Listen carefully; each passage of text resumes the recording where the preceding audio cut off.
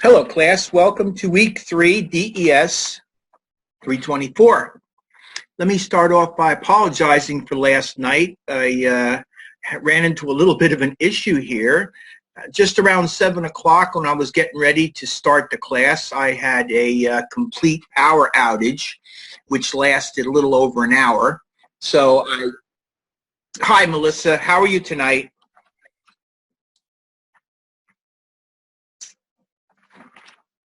You want to engage your mic? Hello. Hi, how are you? Yeah, I was just saying I'm sorry about last night. I had a power outage, complete power outage, which occurred right around 7, just as I was getting ready for class, and lasted for a little over an hour, completely out. Matter of fact, I went out of my car to see if on the other side of town where my other house is, if that power was on, and it was. When I was coming back, I saw a police officer driving past my house, so I followed him, and I flashed my lights and stopped him to ask him if he knew what was going on, and he didn't even know what was going on. So about an hour or so later, the power came back on. At that point, it was a little after 8, and I figured, well, you know what? Maybe what I can do is tomorrow night, I'll try to make up the time I lost on Monday. So how are you guys doing? I got Eric here, Francis, and Melissa. Melissa, I started with you. Are you okay? You doing all right?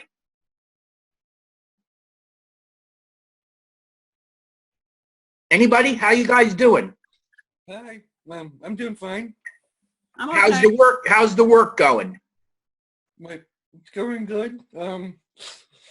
I tried to do that the assessment today, the apple tracing thing. Oh, I got something really cool to show you guys, and I probably will. I will show it to you tonight before the end of class. But I think what I'll do is I'll hold off until tomorrow night. Are you guys going to be able to come tomorrow night for the makeup? Yeah. So I think what I'll do is I'm sorry, go ahead. I was going to say I have to work tomorrow night, so I won't be able to come tomorrow. Is this Francis? Melissa. Oh, Melissa, I'm sorry. Okay. It's a little hard to It's tell. okay. Everybody sounds sort of the same except Eric. So how's your work going? Okay? Are you talking to me? Yeah. Oh, I haven't started the assignment yet. I've just been working on the discussion. Okay. Yeah, what I was saying to Eric is I have something neat to show you. I always tend to go way beyond when I start fooling around with things like this. The assessment is this week for you to take either the apple, what is it, apple, orange, and a pepper, right? Am I right? Those 3? Yes, I think so. I think it's an apple, tomato, and Oh, it's a tomato. That's right. You're right. You're right. It's a tomato. Well, I chose the pepper because I thought the pepper had a lot more character. I thought the others were so simple that there was not a lot of character to it. So I thought, gee, it'd be much more interesting to do a drawing of the pepper. And then naturally, after I start drawing the pepper, I look at it and I say to myself, okay, the outline looks really good, but it looks kind of boring. So the next thing I did is I start playing around with color. And there's some things I want to show you tonight about color that I think you're going to find very cool. I don't think I've shown it to you. I showed it to my other class, and I don't think I showed it to you. So I'm going to show you that later on. And I'm also going to show you how I interpreted your assignment, which is a landscape. I'm not really very good at this. I didn't show you that yet, did I? The landscape? No, I couldn't have because it's this week, right? You didn't see it last week. My landscape? No. So I'm not very good at this because I'm not really much of I don't draw things like this. And as a matter of fact, I kind of traced it anyway, much in the same way that you trace the pepper. You know what I mean? Use the pepper as a tracing model, and you draw the pepper from the pepper itself, right? Well, anyway, I started playing around with color, so I end up with a colored version. I got a black and white version, line version, then I got a color version. And then I looked at that and I thought, you know, I'm not satisfied with that. So then I went in and I started playing around with, what is it? God, I can't think of what the name of it is now. I have to go and come in here for a second. It's this meshes. That's what it was, meshes. Have any of you guys played around with meshes yet? No. Well, you're going to see me playing around with meshes tomorrow night, and I'm hoping that it'll excite you so that you could see more of the more advanced things that you could do in Adobe Illustrator. The program is phenomenal. It really is. It's the kind of thing that it takes a while for you really to get used to it, and but when it does, it's very worth it. So I will show you what I did, and that'll kind of whet your imaginations a little bit. Then tomorrow night, I'll demonstrate more or less how I did it so that you guys can try it. Now, you don't actually have to do this. You can just make your outline and put a gradient behind it. But I'm hoping after you see how I played around with it in color and added meshes to it, I'm hoping that maybe you guys might feel inspired to go in and try it yourself. I have no doubt in my mind that Eric probably will, because Eric seems like that type of person to me. Right, Eric? Yep, I might.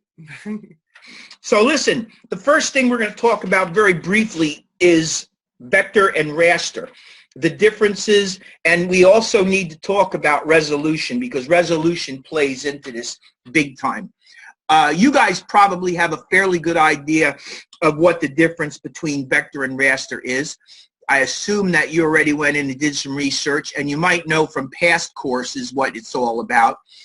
It's a pretty important topic because you really need to know what you're working with when you're working with programs like Illustrator and Photoshop. When you're working with Photoshop, obviously you're working with bitmaps or raster graphics, which are essentially a grid, a different size grid of pixels. The finer the grid, the more detail, the crisper the picture appears. When you're working with Illustrator, even though pixels are involved, you're working with line segments and anchor points, which more or less create boundaries. And then what you do to those boundaries is you put fills in them or you apply strokes to them. And then with a sophisticated program like Adobe Illustrator, you can actually go in and you can render effects and styles and patterns and all kinds of cool stuff. What's really nice about Illustrator is you can make these cool rendered effects, but because you're an Illustrator, it's resolution independent. Now, does anybody know what resolution independent means? Can anybody tell me what that means? Does it mean it's scalable? Yeah, that's essentially what it means. It means that resolution independence means that it doesn't it doesn't determine its size, its scope, its ability to scale on the resolution. It's independent of that. So your vector shapes enable you to make it bigger or smaller over and over again as much as you want. So if you have the ability to create something, literally you could create a billboard piece of vector art, a billboard size piece of vector art, or the size of a postage stamp from the same art without any problem in Illustrator. In Photoshop, the artwork would have to be close to or the size of a billboard in order for you to be able to use it at the resolution required. If you have an image which is smaller, unless it's a much greater resolution, you're going to have a hard time bringing the size of the image up. Because in order to bring an image, make an image larger in Photoshop, you have to decrease the resolution. Does any of that make sense to you? Have any of you experienced that? Do you know what I'm talking about? Yes. Okay, good. So in other words, if you have a 300 pixel per inch image and you've got something which is 6 inches, you know what I mean when I say 300 pixels per inch and 6 inches. If you want to make it 12 inches, you're not really going to be able to make it 12 inches at 300 pixels per inch. because what you would be doing is you'd be distorting the pixels in a negative way, and you would end up making your image look blurry, or the pixels would stretch and it would just not work right. It would not look right. If you wanted to make something 6 inches, say, you'd have to drop the resolution to maybe around 180, 150, somewhere in there.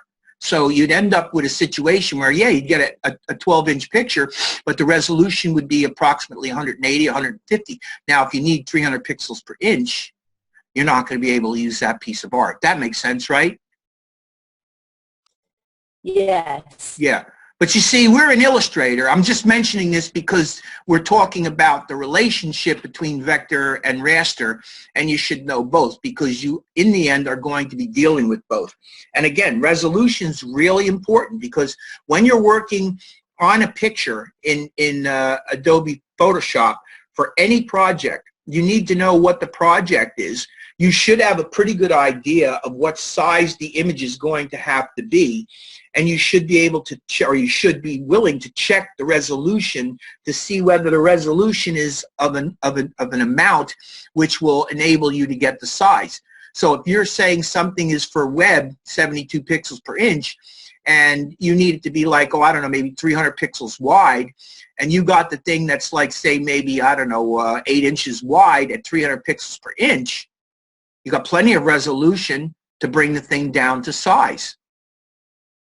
But if you have something which is 4 inches and it's say 150 pixels per inch and you need it to go up to 6, you're not going to be able to do it because you can't bring the resolution up. You can bring the resolution down. In Adobe Illustrator, which is vector, you really don't have that problem whatsoever. You don't even have to worry about it. Matter of fact, you can change it and distort it at will. You have no problem whatsoever. So that's essentially what your discussion is. I got a couple of videos here that I want you to watch. I assume you're having no trouble with your discussions. Any questions about that? No. Okay, you got it. Did you get yours in on time? What about the idea? That's another thing they're asking you about. What about the idea of creating a logo in Photoshop? Do any of you think that's a particularly good idea or a bad idea, or what would you say about that?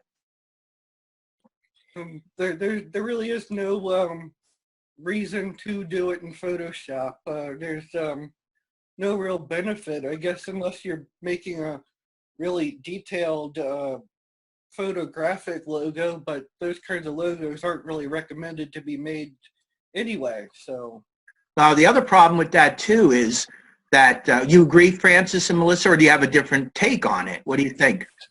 I wouldn't use Photoshop. No. I would use Illustrator. Yeah, I agree.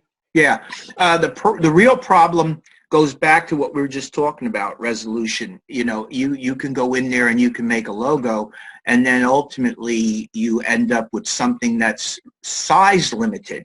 You can't really go universal with it. Whereas if you're in Adobe Illustrator, you're resolution independent, so you have total freedom. Plus, a logo tends to be the type of an object that more or less falls within the realm of a vector graphic.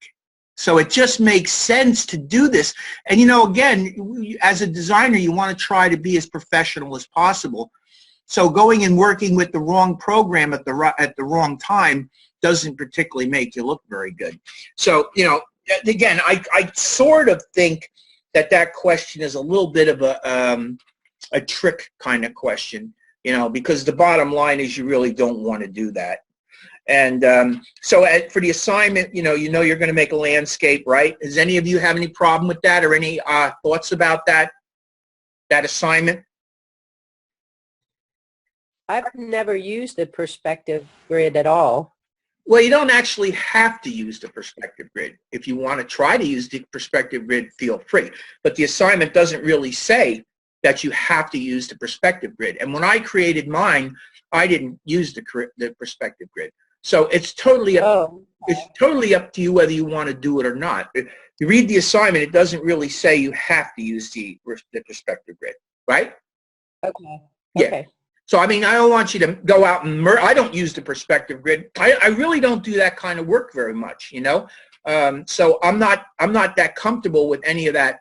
And even doing this assignment, just so I had something to show you, I'm not particularly comfortable doing it because it's not something I do an awful lot of. The assessment, that's a different story because I render things like that all the time, and I had no trouble with it. Now, here's the objectives. Continue to increase your control of the pen tool as well as your respect for precision. So really, I think what they're trying to do here, also explore line and shape relationships in a design competition, be creative and have fun. I think what they're really trying to do is to force you into a situation where you're working more with the pen tool and you're playing around with the different shape tools and how to manipulate shapes and some of the things that you can do to modify shapes, you know. That's, I think, what they're really going for. It doesn't say much of anything about using the perspective grid. However, if you want to sit and watch a couple of YouTube videos about, if I had known you were going to bring that up, I would have probably went and found a perspective grid video to watch tonight, because that would be something interesting for all of you if you chose to do that.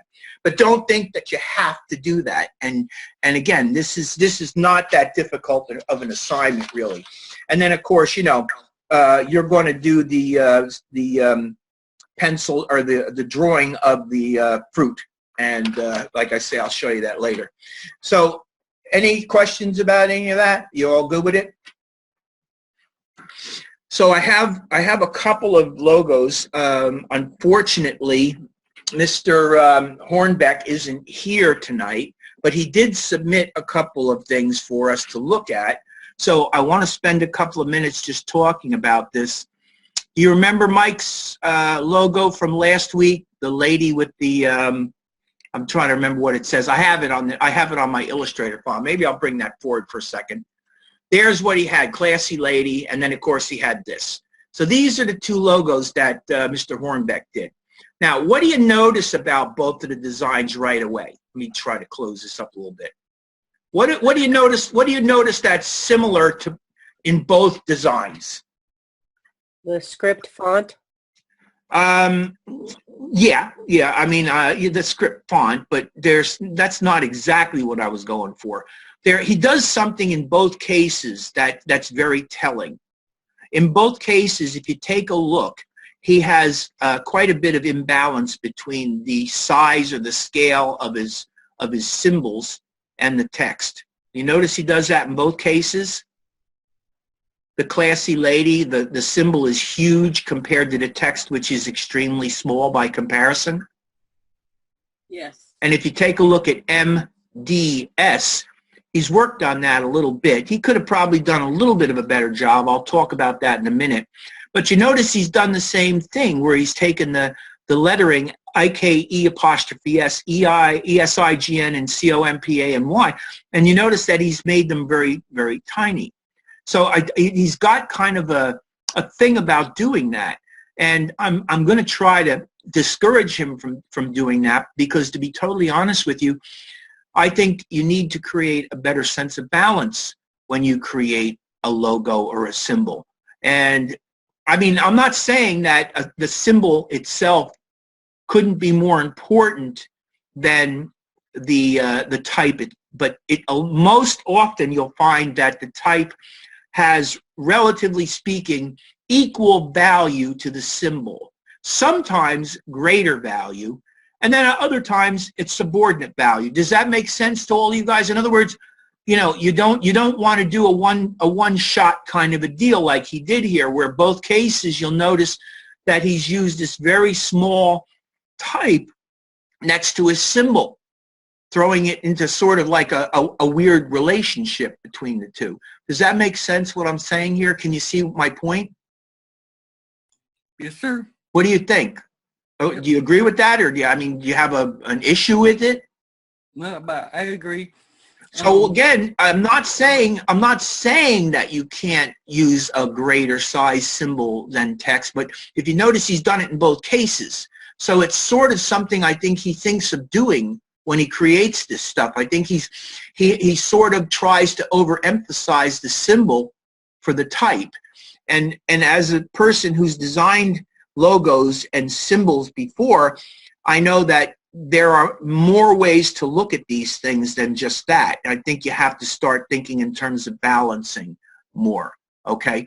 As a matter of fact, I played around with his Classy Lady logo to show you, I think, to illustrate my point. I'll get to that in a minute. But here's what I wanted to just point out. The MDI is an interesting idea, and it could work. However, I think what he needs to do, if you take a look right there where the D and the M come together, can you see that they don't quite line up exactly right? See what I'm talking about right there? Yep. Kind of a little bit off. And I think probably it should be, the D should be moved over just a hair to get it to fall slightly better in relationship to the M. That's the first thing. You see my point? Now the D, if you were to take this apart, you'd see that the D has a very strange kind of thing that happens on the front of the D. And then he's brought the C up, and he's got the C kind of coming and touching the D. But then he brings the E in, and that sort of comes in. And what he ends up with is he ends up with a very strangely resolved area right there. Do you all see that? Yes. See how that's a little bit weird looking in there? And actually, I think he's a little bit off with his IKES. I think that's a little off as well. And he's a little off with the O. So what he needs to do in order to make this a really beautiful and professional looking logo, is I think he needs to take another look at this and see what he would be able to do to see if he could perhaps resolve a little bit of that. Maybe he could actually go in there and do, because obviously he knows the tools. He did a pretty good job rendering this girl, wouldn't you say?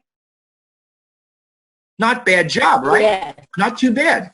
So, I mean, he obviously knows a little bit of something about it.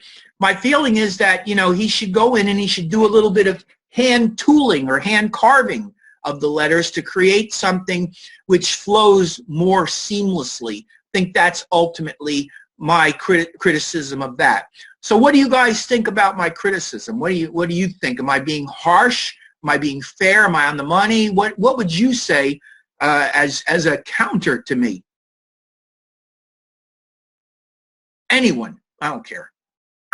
I agree. I like the size difference in the Mike's Design Company, but I agree with you on the Classy Lady that the difference is too great there. Right. Well, I pointed out because it's apparent that he did it in both cases. So it sort of suggests to me that that's kind of a way he operates when he does these things. He sort of thinks in terms of creating a big symbol and you're putting heavy emphasis on the symbol itself and keeping the copy sort of smaller. And it seems to me that it's not the proper way. You should try to think in terms of balancing, and maybe it's a right solution, but you should also be thinking at the time you're doing creative stuff like this, well, maybe I balance them, maybe I change them a little bit. So that leads me to this, which is my first version of Classy Lady. This is what I think would be a slightly better resolution for Classy Lady. What do you guys think about that? Oh, I like that a lot better. You see how the balance of as a matter of fact, it almost, the Classy Lady almost becomes a part of the girl, and she kind of like, it's almost like she's sitting at a table or a dresser or something that's got this Classy Lady kind of, drape or something sitting there. But it just kind of flows a little bit better together this way. And also notice that I've got it sort of tucked in such a way that there's enough that you can separate the two, but the whole thing flows as a nice unit. That's more to me of a balanced presentation of the material, the objects. Now, we were looking at, I don't know whether it was here or not, I think we were looking at this tool right here. Remember we were looking at the touch type tool? And you click on the touch type tool, and you can use the touch type tool to move type. Yep. Remember we did that? Mhm. And I'm not doing a great Yeah. job with it right now. Let's see if I can do a better job with it. No, it's actually distorting it. That's distorting. I'm going to move it like this. So that's basically what the touch type tool does. And you can select this with the touch type tool, and you can maybe move the object around. I don't know. I guess I want to move all of this. Let's see if I can move all of it. I'm going to try to get all those letters.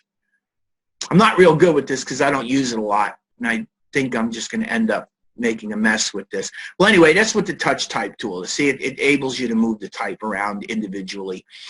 So I'm going to go edit, undo, and edit, undo, and undo it.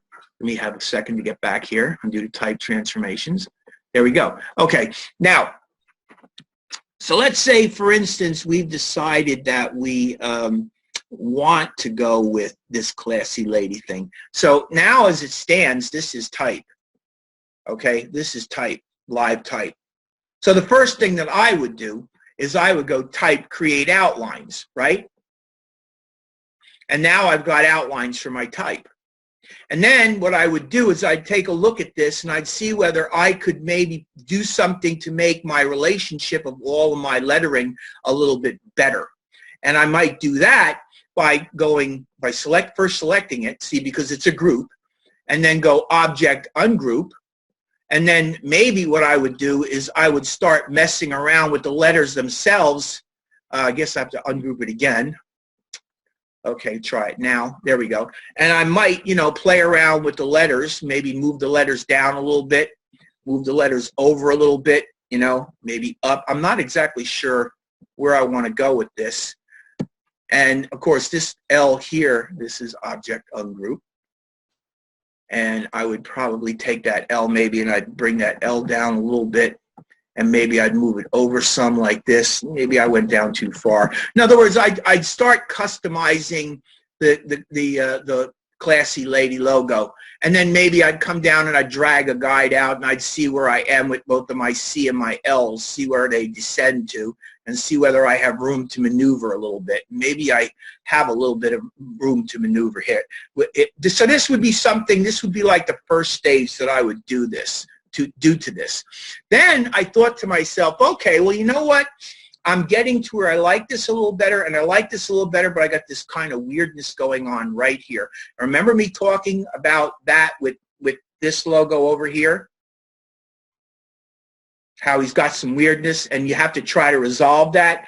So I look at this and I say to myself, I want that classy lady to look more like that, and I probably could live with this, but this I can't live with. You see what I mean?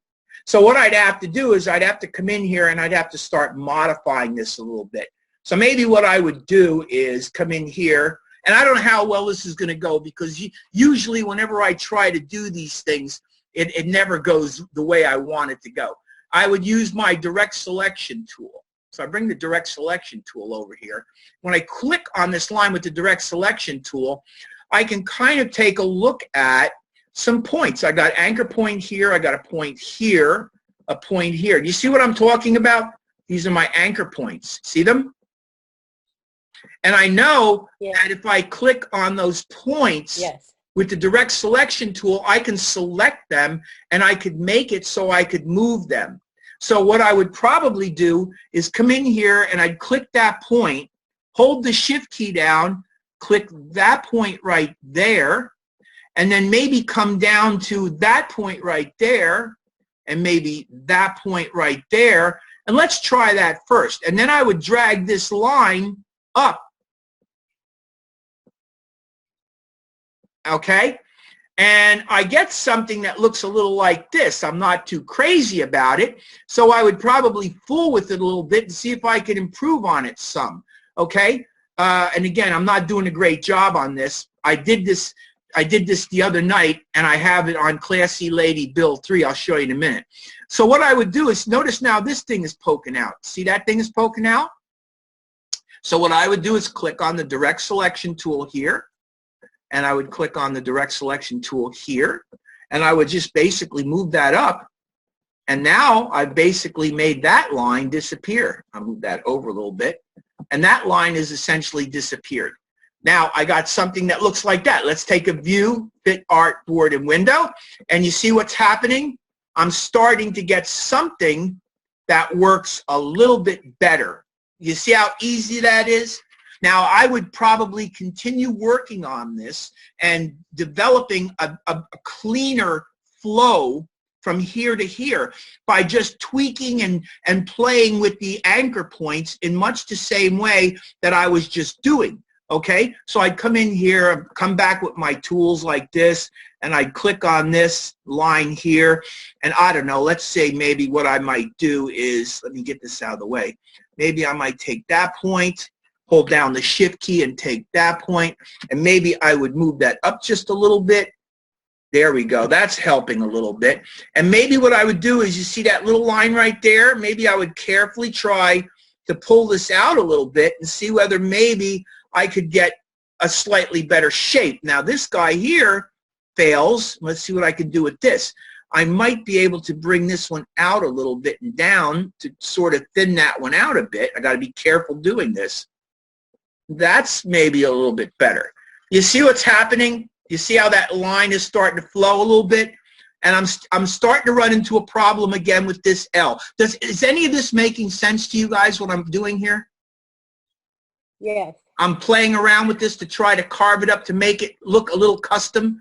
Now what I'm going to do is click that anchor point. I'm working on that L. And I'm just going to move that anchor point up, up, and then maybe over like that. And I think that might work. Let me go to the View menu, and let's go Fit Artboard and Window, and let's take a look at it. It's not perfect, but can you see where I've actually been able to go in there and make that line appear as though it's sort of like it's been created by a pen and it strokes right up into there? These are the kind of little things that you can do in Illustrator, and I encourage you to do. So here, what I would do with this maybe is I'd click on that line, right, that point right there, and hold the Shift key down. Let's try one more little thing, and that would be to move it down a little bit. Oh, I didn't get that point. Control Z, Control Z. I missed that point. I think I got it. Actually, I do. So I don't know whether it's moving the right direction at all. Let's try that one. You know, well, hold on. Let me delete it. Let's get this. Deselect. Let's get this. This is the one that I want. I want that guy right there. Oh, it's not that. I'm hitting the wrong place. That's the problem. Let's click on this, and let's move that over. There we go. Now we're in business. Now what I'm going to do is take this guy here. This is the one that I was looking for. Sorry about that. Let's drop that down a little bit. Okay, and this guy here probably, and this guy here probably should go up a little bit. There we go. And now we're getting better. Okay, I think that's a little bit better. Now let's take a look at that and see. Now remember, you're not going to see that line. All you're going to see is this line running into that line. Go to View menu, Fit Artboard and Window, and see how you end up with something that looks almost like that's the way it was done, doesn't it? Not too bad, right? Not too shabby. So this is the kind of thing that you can do when you start playing around with type, using just the basic tools. And again, all I'm using here, it really is some type which I turned into outlines, and they turned it into graphic shapes. And I just went in and I got the direct selection tool, and using some simple thinking, I decided I was going to try to make that C appear to join right into that L. Okay, what do you think? Any comments? Am I out of my mind? Then would you do the same thing with the L and the A? I suppose you probably could do something like that. This is what I did do. I'm going to go to Classy Lady 3. See what I did? There's Classy Lady 2. Here's Classy Lady 3. So what I did was I decided to work this in, but leave this. But you notice that when I go from Classy Lady 2 to Classy Lady 3, I changed the entire pitch of the lettering.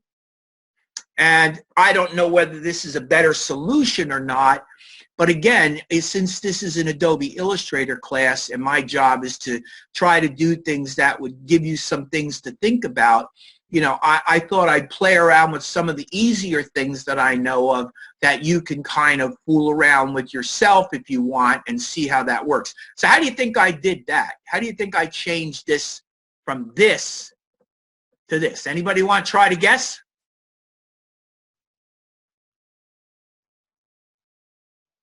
I know you're going to want me to show you if you don't. You think you got Use it a there? different font? What? Nope, it's the same font. Did you, Nope, that's the same font. Look at it. Look carefully. It's the same font. Exactly the same font. I did something, though, to make this, let this font change the entire look of it. What do you think it might have been, Eric? You got any ideas at all? Any thoughts? I'm not picking on you. Just wondering. Did you use the touch type to I did not. I used something which is a very standard tool. It's a very standard tool. You'll find it sitting right on the toolbar. Very standard tool. Want me to show you? Yeah.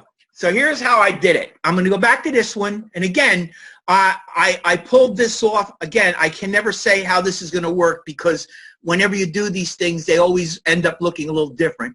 So what I'm going to do is I'm going to select this text here. I'm going to select all this text here. Okay. And I think I'm going to start off by going to the view menu. I'm sorry, go to the window menu. This thing pops down to window. And I'm going to go into Pathfinders. This, I think, just makes it a little easier. So I'm going to bring the Pathfinder out. And I'm going to select the Classy Lady.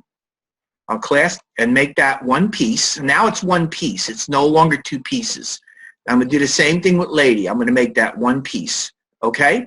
So now I'm going to select both of these guys. Now here's the look. Okay? So I'm going to select both of these guys, hold the Shift key down and select both of them. And I might even go so far as to unite them. So now I actually have that as one piece and her, well, she's not one piece, but I'm not going to be doing anything with her. So here's what I do. I select this guy, and I'm going to come over here, and I'm going to get the free transform tool. And what I'm going to use is you got constrain, you got free transform, you got perspective, and you got distort. I think I can probably get away with doing it with this. I'm going to click on that. I'm going to hold the Shift key down, and I'm just going to drag it over to the left. And I drag it over to the left until I reach a point that I like.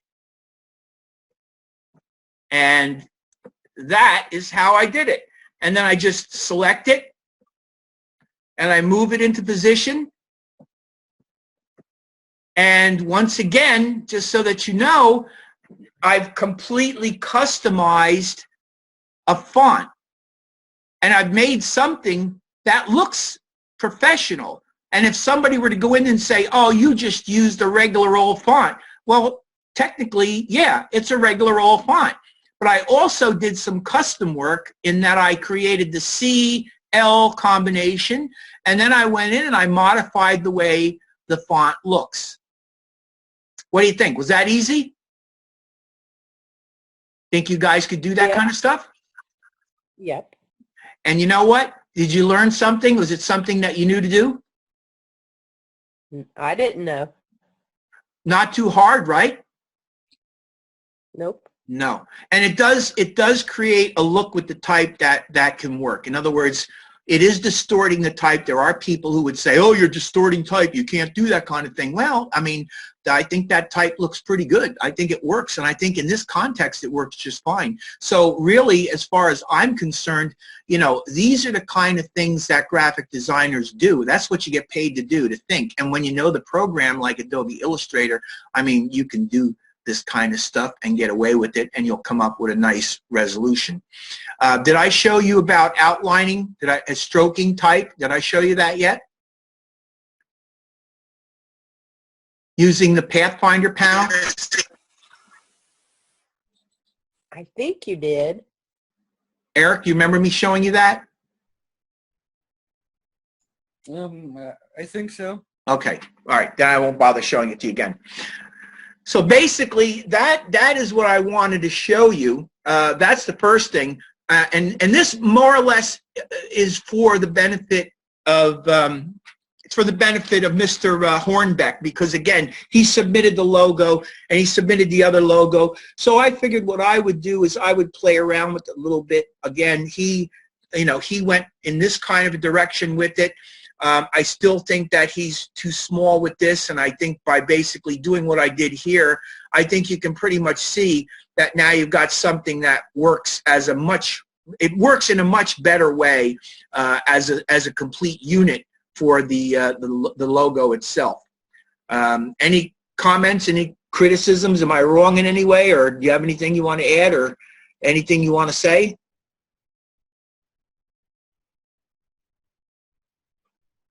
You're good? Okay. So what I want to do, let me have a few minutes to go back here. I have a couple of videos here that I'd like you to watch. They're on rasters and vectors. You probably seem to know quite a bit about it, but I guarantee you there'll be a couple of things that you could learn out of this. And then what I'm going to do is I'm going to take you in and I'm going to show you how I worked on my landscape. I also want to show you some really interesting way to create a whole lot of colors real quick in Illustrator without even leaving Illustrator. Something that I think is pretty cool, and I'm going to show you that, and then I will end the night by taking you in and showing you a little bit about the pepper that I did in preparation of showing you it tomorrow night. So here's the first video. Hey guys, Rob Baldwin here, IMX Productions. I'm here to talk to you about raster images versus vector images. What's the big deal? Okay, if you're in graphic design, you should probably already know this. But for everyone out there, you're probably hearing this. What's raster? What's vector? What's the difference? Basically, the main difference is raster images are based on pixels. Everyone, you know what pixel is? It's basically a dot with color information. Okay, so when you take a photograph, you digitalize that photograph, it gets converted into thousands of dots. The more dots per inch, the higher the resolution. So the more color you have in one little area of your image, the higher the resolution, the more crisp the images will be. So raster images. What happened?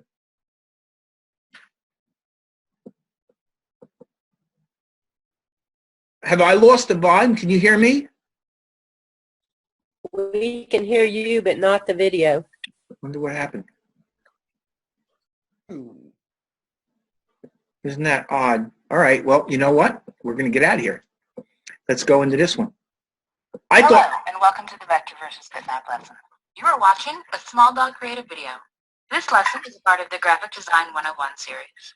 This video was designed to clear confusion about the differences between bitmap and vector files. Let's start with the more common of the two, bitmap images. If we zoom in on this bitmap, we see that bitmaps are composed of pixels, and each one of those pixels contains information about one color. So what are bitmap images? As we discussed, bitmap images are pixel-based. Bitmap images can be scaled down, but not up. Bitmap images are also known as raster graphics. Common bitmap files include JPEG, BMP, PNG, TIFF, and GIF files. Bitmap images are much more common than vectors.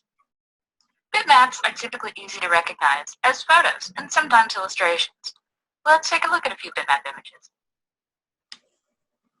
As you can see, bitmaps are typically photos or complex illustrations. Now let's take a closer look at vector images. When we zoom in on a vector image, we don't find pixels. We find perfect lines and curves. Why is this the case? Vector images are based on mathematical equations that set out instructions to connect points, lines, curves, and to fill in shapes. What else should you know about vector images? As we discussed, vector images are based on mathematical equations. Vector images are also scalable to absolutely any size. Common vector file types include EPS, PDF, AI, SVG, and WMF files. Vectors are fairly rare, and the most common place you see them is in illustrations and logos. Let's take a look at a few examples. As you can see, all of these images have a smooth, clean look that can help us distinguish them from bitmap images. Because vector images provide such flexibility, logo files are almost always vector-based. Vector-based logos allow us to easily drop in different colored backgrounds, or to scale them down or up to any size. Now let's take another look at bitmap and vector file types, because this can be a little bit confusing. If you have a JPEG, BMP, PNG, TIFF, or GIF file, you have a bitmap image inside that file. If a vector image is saved as one of these file types, it has been converted or rasterized to a bitmap image. This, however, is not the case with vector files. If you have an EPS, PDF, AI, SVG, or WMF file, you may still have a bitmap image stored in that file. This is because these file types can contain both types of information. It's also important to note that while you can convert vector files to bitmap files, it's much more challenging to convert a bitmap to a vector. This requires special software and usually some file cleanup. Thank you for watching the vector versus bitmap lesson. I hope this has cleared up the confusion about the two image types and that you've learned something new. You can check out additional videos at www. So here's the thing I want to add to this. They kind of, when they discuss bitmap images and vector images, they kind of lump everything together. One of the most important things for you to understand is that as a graphic designer, you're going to be working in one of two areas. You're either going to be working for print or for the web. And have you guys had any courses that talked about the similarities and the differences between what you do in the web and what you do in print? Have you had courses yet that talked about this kind of stuff? Oh yeah, many. Good. So you know basically things like RGB color. You're working in RGB color when you're working in the web. You're working with CMYK process or spot color if you're printing, right? So those are the two major differences that you have to know.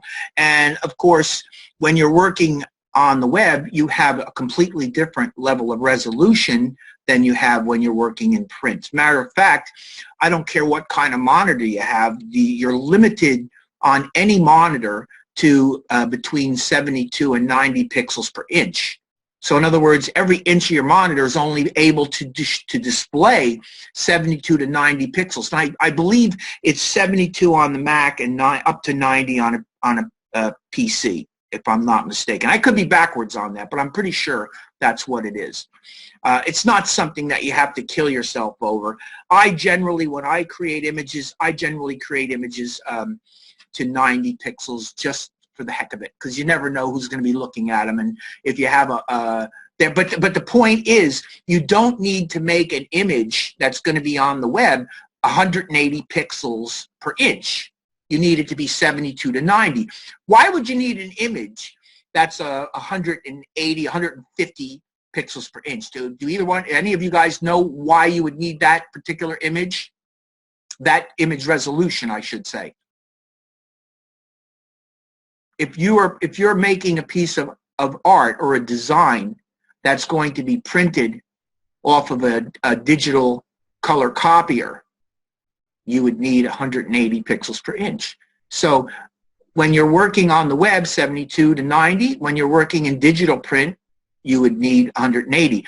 It would not be good enough at 72. It would not print well enough at 72. The required level is around 150 to 180 to get a good print. And to have 300 pixels per inch wouldn't do you any good either, because the capability of the digital laser printer would not be able to understand 300 pixels per inch anyway. So it would have to come out at 180 to 150. Does that make sense to you? In other words, it's not able to do 300 pixels per inch. So to give it 300 pixels per inch or more doesn't make a lot of sense, because it just can't handle it anyway. The only place where you would need 300 pixels per inch when you're working in resolution, when you create these files, is when you go to print. So you understand, I mean, you've had teachers talk to you about this, I'm sure, right? Yeah. Good.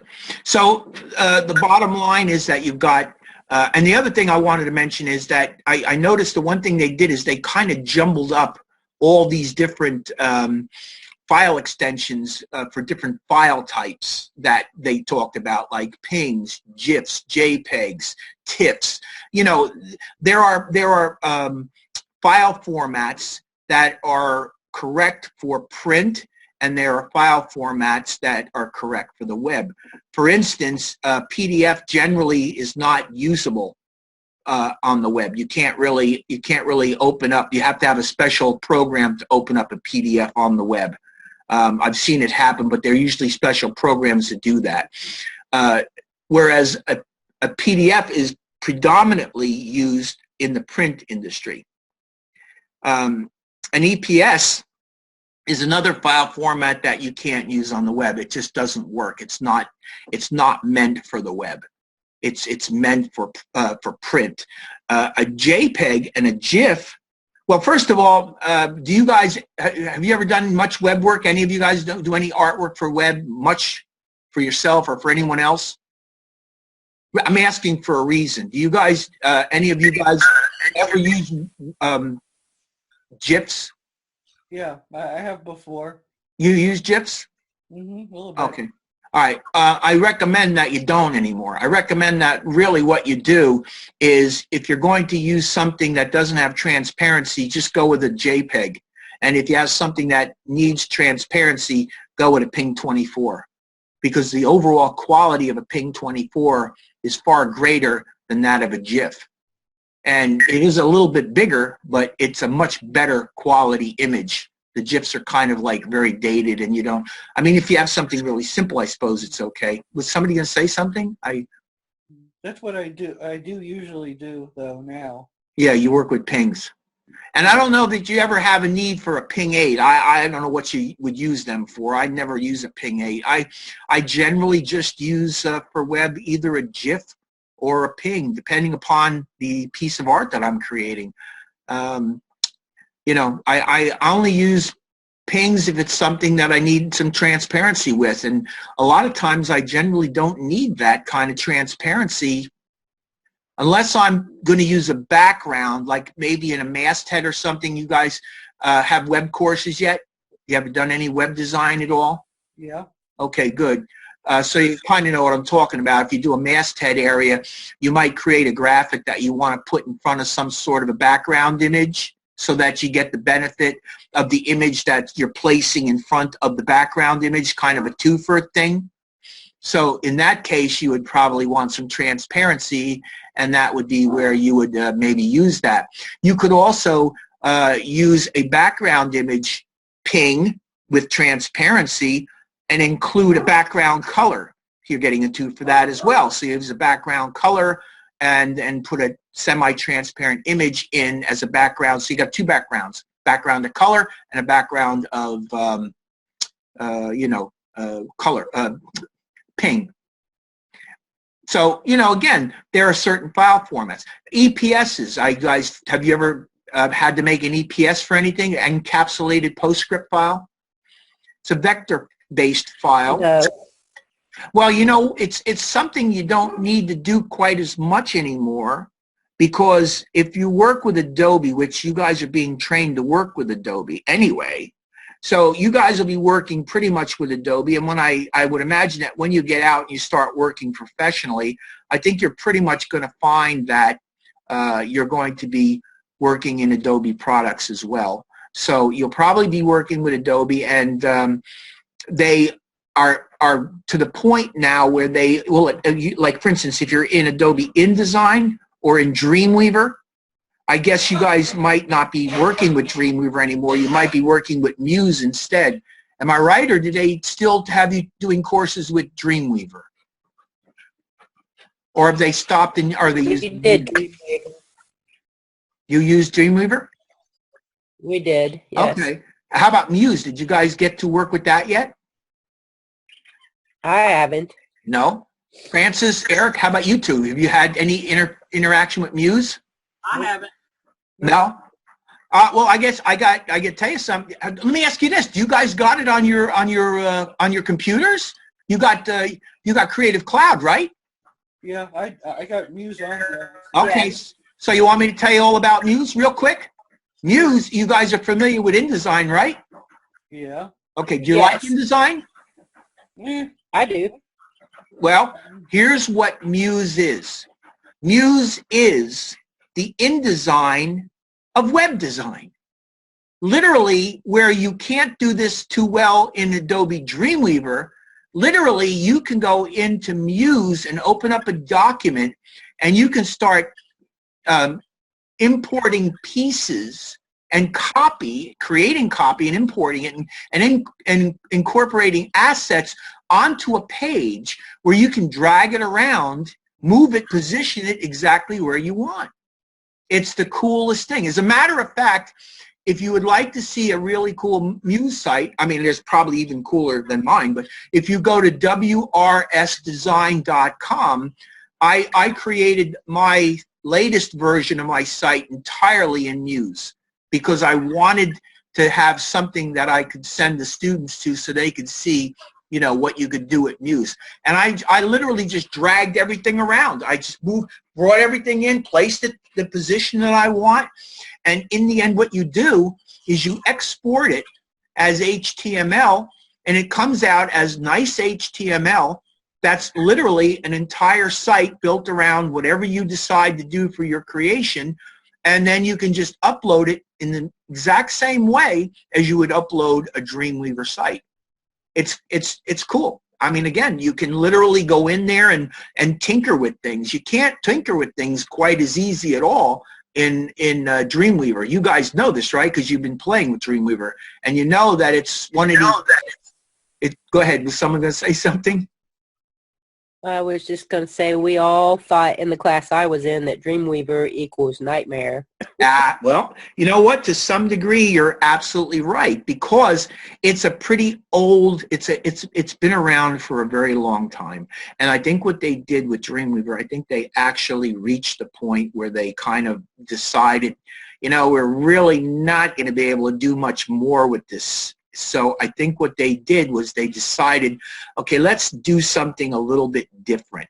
And they created this thing called Muse. And what Muse is, as I say, it's very similar to InDesign. You can go in and you can just import assets and bring them in, and you can move them around and place them. I mean, obviously, just like you would do in Dreamweaver, you might go into Photoshop or Illustrator and you might put together a presentation of what your design is going to be so that you more or less visualize it before you actually go in and try to build it. And then you could either slice it apart, or you could save some of the parts of it and bring them in as resources like PNG files or GIFs or JPEGs. And then you can literally build it and then upload it. Keep in mind, though, the same thing occurs. You have to have the right file formats in there. I mean, you don't bring TIFFs in, you don't bring EPSs in, because it doesn't understand that. They certainly won't work on the web. However, both Dreamweaver, InDesign, and if I'm not mistaken, I've never really tried it because I don't do it, I think Muse will also accept AI files and PSD files. Now, do you know this from InDesign and Dreamweaver? Did they show you that, or they tell you about that? You can bring AI files. You can bring AI files in InDesign. Yes, you can also do it in Dreamweaver as well. See, and what happens is both applications. Now, you got to remember, all these applications are Adobe owned, so they're all working. They have essentially the same team working on all these things. So that's why they're doing all this cool stuff, because it's all the same company. At one time, Dreamweaver was another company, and companies don't sit at the same table and design things. When it is purchased and brought into the same company, then things change. So yeah, you could bring in Adobe Illustrator files. You could bring in Adobe PSD files. What it will do is it will bring them in, and then when you export them, it is built in such a way that will automatically convert them to the proper file format, which would probably be either a PNG or a JPEG, depending upon the type of piece of art it is. Which is pretty cool, because like I say, you now have a situation where when you're ready to export this for the web, this will save the HTML and it will convert the file from the file which it will not accept to a file, which it will accept automatically. And I think you can even go in and mess with the settings when you do it. I think you can go in and you can optimize and do things like that because, you know, when you have an Illustrator file, you save for web. You have a Photoshop file, you save for web. You go into the web, save for web dialog box, right? And you have the 2-up version where you can see the original and you can look at your file that you're optimizing and you could choose the way you want to go with it, and you could set the level of optimization for it. See, all this stuff is important, and I assume you guys probably know a little bit about this and maybe a lot about it. But what my point is that you're going to probably, as soon as you start working for people, find that you're going to be doing this stuff all the time. It's going to be just constant that you're doing this, and it'll become like very, very easy for you to deal with. So, all right, so that's my big jag about that tonight. And any questions or any thoughts? Anybody want to share anything? No. No? Okay. I have another hour, so what I'm going to do is I'm going to play one more video for you, and then I'm going to go in and I'm going to start playing around with my color. I want to show you some color stuff. Difference between raster and vector. There are two kinds of computer graphics. Raster, which is composed of pixels, and vector, which is composed of paths. Raster images are more commonly called bitmap images. A bitmap image uses a grid of individual pixels where each pixel can be a different color or shape.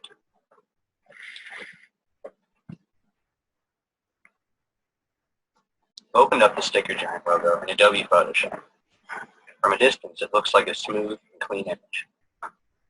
But as you zoom in, you can see it's made of small pixels. This is a raster image.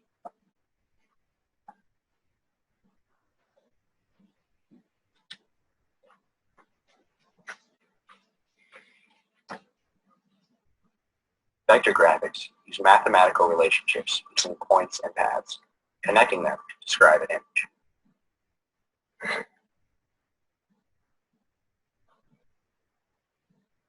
Here is a vectorized Sticker Giant logo, opened in Adobe Illustrator. If I click on it, you can see that it is made up of little dot-to-dots with little paths. This is the big difference between raster and vector art. Being that it is mathematically built with little points and paths, you can resize the image to any size without losing detail. This is usually the best format to submit if you want great quality stickers.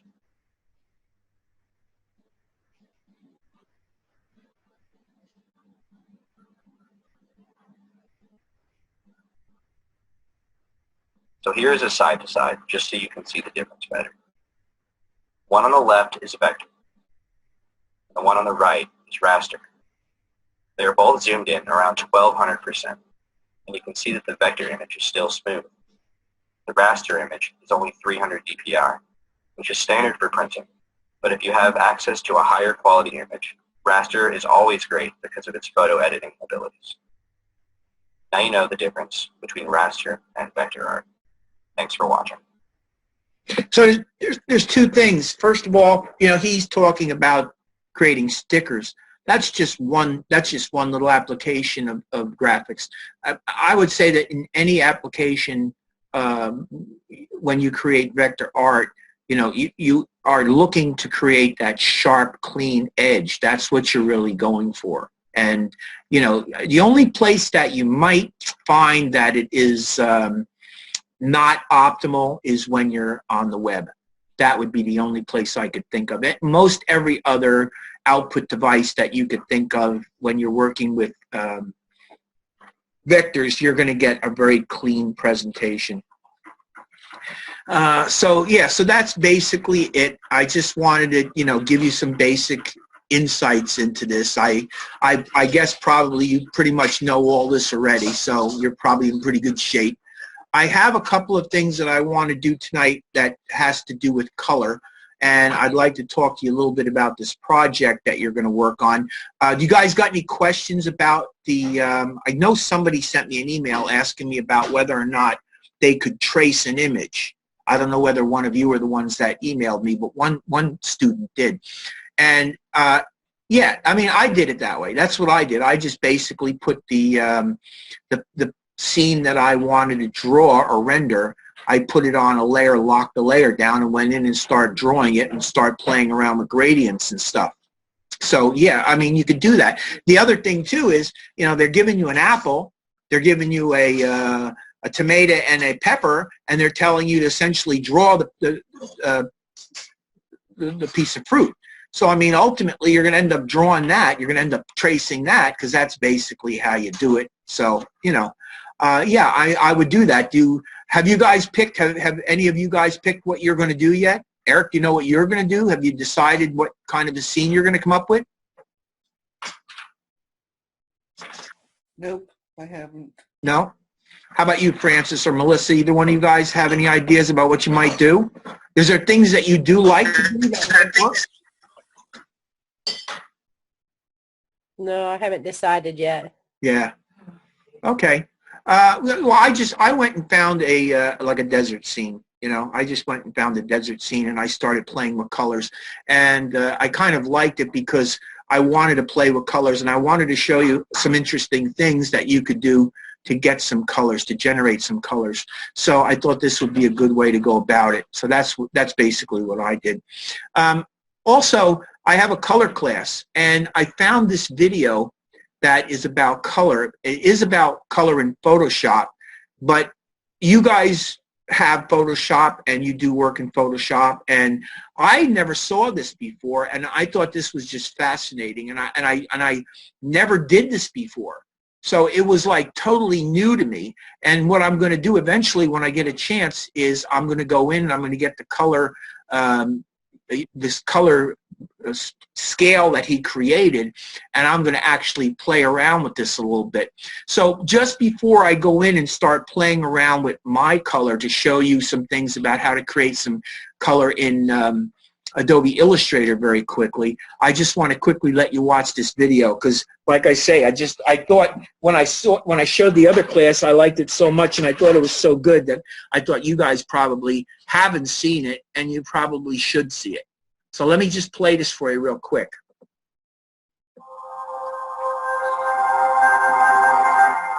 Hey everyone, Zachary Essen here. In this lesson, I'm going to be talking about how to paint digitally and get good colors. This is something I get asked often, which is, you know, how do I get realistic colors in my painting? So, for example, there's this painting I did, and the colors kind of work together. And I'm going to show you, you know.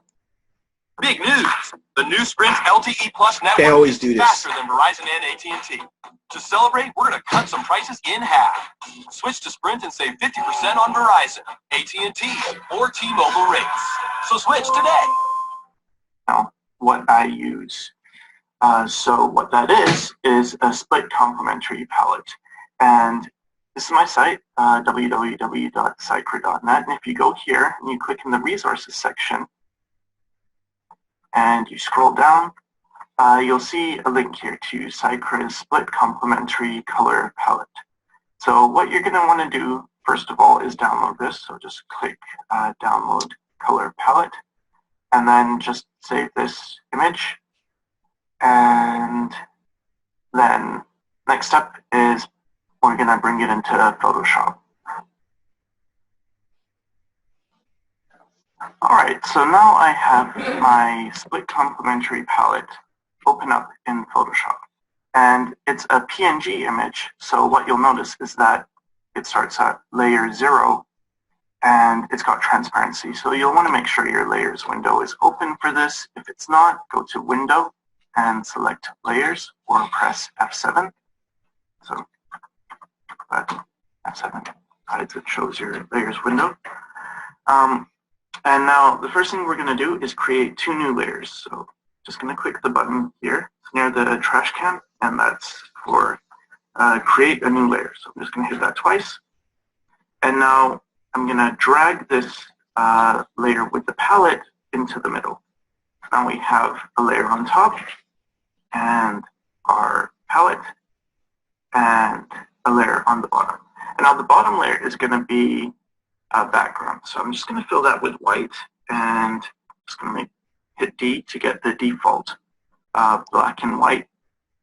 And then Control Backspace, which is just fill with background color. If you remember, Alt Backspace is fill with foreground color. So Control Backspace to fill with the background color. And now the only layer I'm going to be really painting with is this layer on top. So I'm going to actually treat this very much like traditional painting. And real quick, I'm going to go over split complementary palette and what that is. So here's your, the palette I guess you would learn in school, where you have your red, your blue, and your yellow. And these are the primary colors. If you're in digital, we have red, green, and blue instead of red, blue, and yellow. But let's stick with traditional, because one of the things I've found is that because most people who start out begin with traditional, you want a smooth way to transition. So here we have our primaries, red, blue, and yellow. Now with a split complementary, instead of having red, blue, and yellow, you pick one color, so let's say red, and then the complement to red is green. So here's complement. And then split is just to each side of the complement. So here you have like this teal-ish color and this yellow-green. So you replace the blue and the yellow with the blue-green and yellow-green. And if you were using blue, for instance, your complement is orange, so right across is orange, and then the split complements would be this red, orange, and yellow, orange. I'm not going to go into too much more detail beyond that, because actually on the site Pencil Kings, if you don't know how to get there, again on my website, you scroll down and there's online art instruction. The first link is Pencil Kings, but here I have a tutorial on exactly how I did that image in the beginning, this realistic painting, and I go into a bit more detail explaining just what a split complementary palette is. So basically you just need to know that this is a split complementary palette, and these are the split complements, and these are the colors in between. And now we're going to go about it pretty much as if it was traditional painting. And by that, what I mean is you're going to take colors and actually put them down and then mix them. So mix colors into each other. But first, I just want to go over one more thing, which is you would have this, but you're going to want to save this as a different file name. So, file save as, because you want one palette that is basically your template that you can always go to, and you load that up. And then depending on what image you're working on and what certain palette you want, you're going to alter that. So I'm just going to show you how we go about doing that. So first of all, the color in the top left, so right here, this is our dominant. And that means that, what the general tone of the painting is probably going to be this. And for me, because I work primarily with caricatures and things, often I'll pick the general skin tone of whatever the person is. So if the person's dark-skinned, I'll pick maybe a brown. If they're light-skinned, depends, whatever their skin is kind of based on. If I was doing an environment and let's say it's a rainy day and has a blue overtone, then I'm going to try and make this blue. But this is going to be my dominant. So when I go about adjusting this, all I do is I press Control-U, and that brings up the hue and saturation. Alternatively, you could go to Image, Adjustments, Hue Saturation, bring that up. And then I just change the hue slider. Now you can also change the darkness.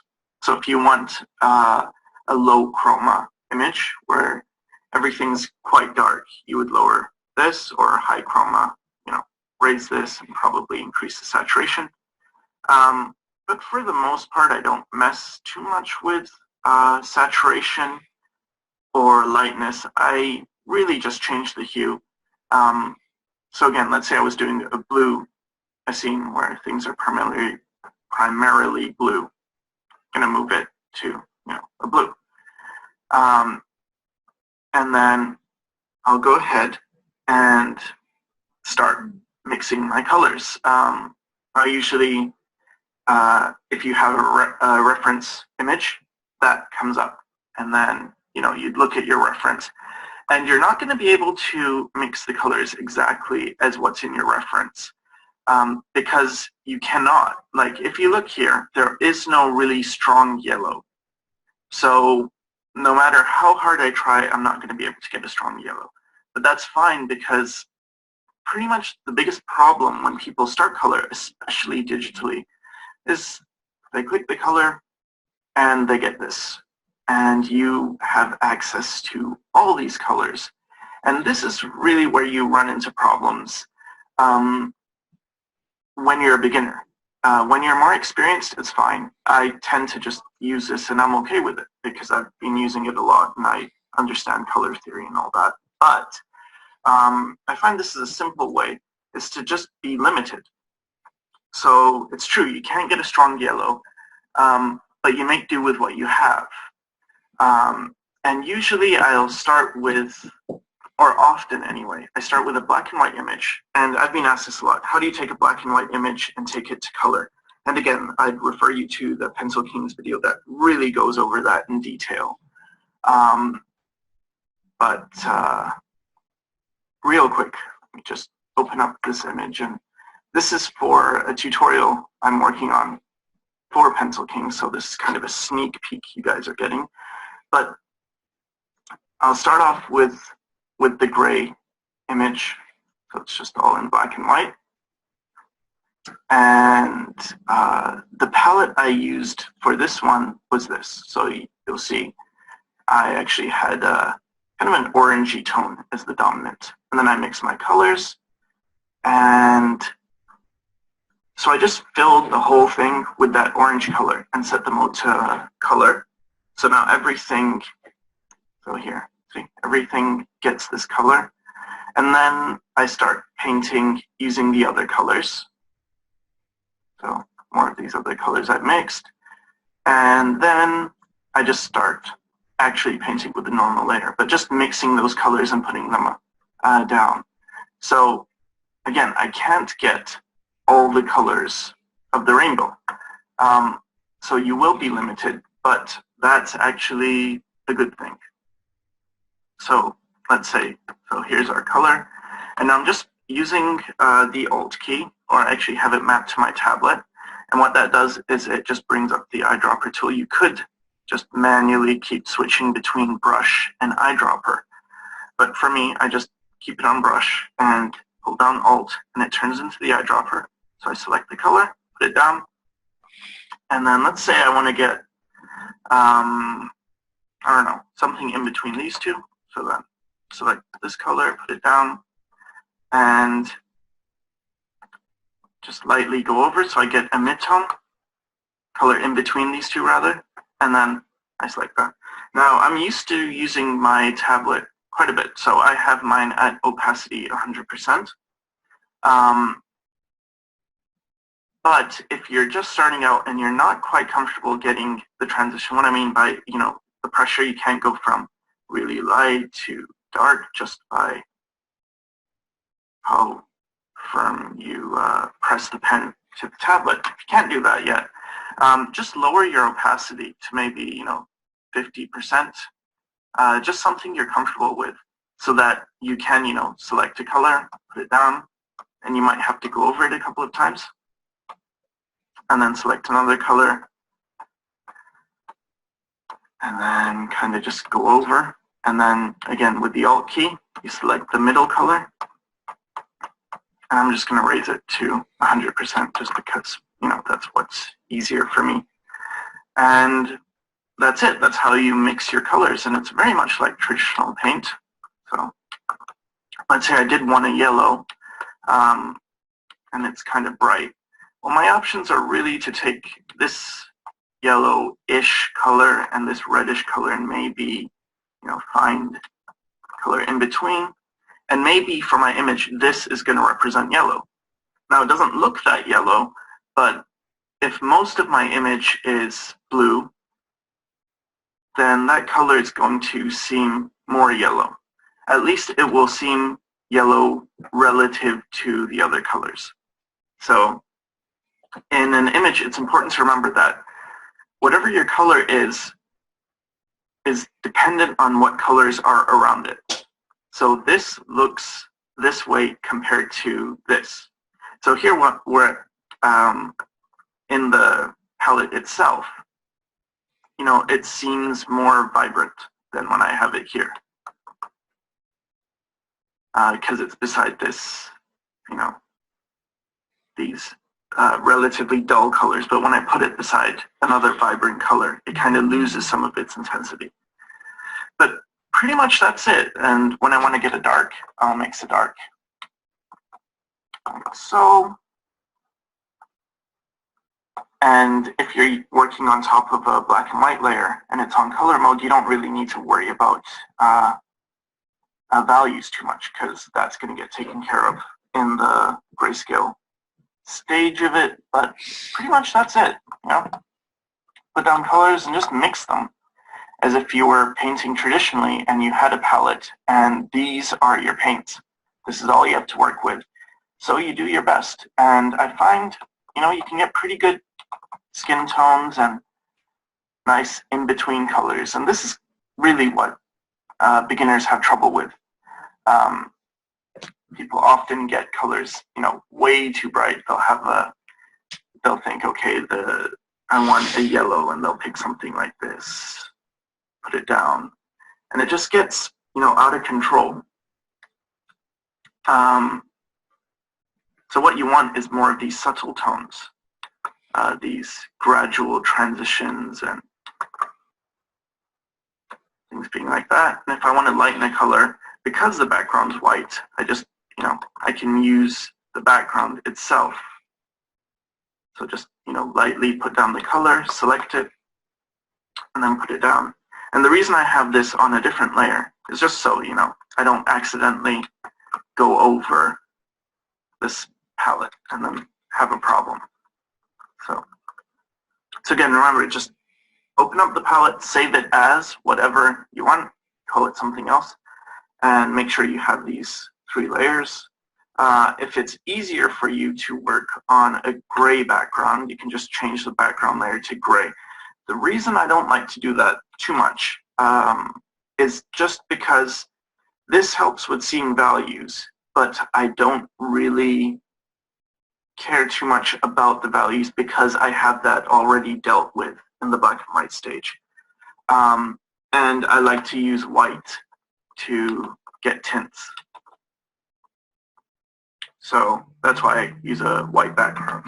And I'm on the wrong layer, so a good idea probably would be, after you set this up and you get this to, you know, whatever color you want, you would go ahead and just hit this black padlock, which locks the layer, and do that for the background as well. So now you really can only go on this layer, and if I went on this layer and tried to paint, it's not gonna let me paint. So because sometimes, you know, you'll paint on the wrong layer, and I've had a couple of times where I actually end up painting on the palette itself, and that's never good. So yeah, that's pretty much the palette I use. It's not something I use all the time now, but it really is helpful for beginners, especially if you're, you know, a bit timid or intimidated by this and just how many colors you have.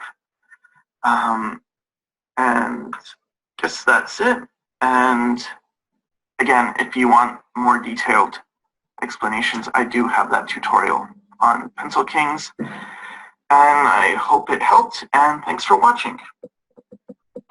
So I watched that the other night, shared it with my other class, and since I'm going to be showing you some things in Illustrator that I would say where they're not exactly the same because, you know, again, this is a bitmap program and we're talking about rasters and vectors. Let me ask you this. First of all, have you ever seen that done before? I never did before I saw this video. How about you guys? You ever seen this sort of approach taken? Sort of? Yeah, we've had to do that before in other classes. Oh, good. Okay. So you know a little bit about this. Have you ever seen that? Have you ever seen that sort of device that he created, that little palette he created that you actually used to sample your colors initially? Did you have something to work with like that?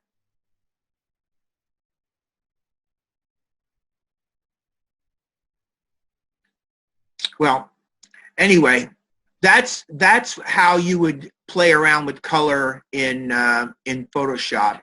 In Illustrator, I have a couple of things that I do, and here is the first one. This is the assignment. This is the assignment so that you get an idea of what I created. And again, my suggestion is that you do whatever you're comfortable doing. I wasn't comfortable doing this. I wasn't comfortable doing this type of a project because it's not, I don't do landscapes very often of any kind, and you know, again, I just wanted to demonstrate something, so I played around with, again, the color wheel, picked a couple of colors, and I created some colors. I'm going to go back to the color comp start, and I'm going to show you a couple of things that I came up with as far as I can close this. As far as creating colors are concerned. First of all, I think I already talked to you about the swatches panel, right? I generally, whenever I'm working on something, I generally come into the swatches panel and come up here and I select all the unused swatches, and then I delete them all and hit yes to delete them. There's one left over black, I get rid of that, and I hit yes, and now that's gone, and I end up with essentially an empty palette, which is the way I prefer to work. So what I've done here is instead of going with a split complementary color, I'm just going to go with a complement of blue and red. So that's essentially what I did here. I created a little color chip of the red orange, I should say, and then this here is the blue green.